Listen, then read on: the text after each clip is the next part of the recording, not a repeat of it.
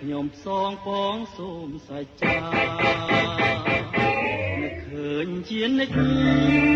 មិនបំភ្លេចឡើយស្នេហាយ៉ាងណាក៏ខំរាំងសារុំ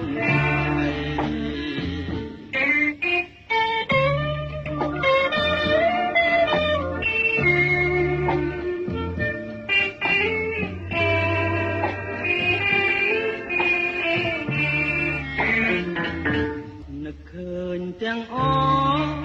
ស្រណោគ្រាបានអូននឹងបងចងក្រងគម្រោងថ្មីពេលស្រីគេកាយ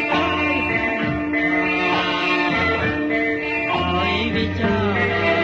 ប្រាប់ថាអូន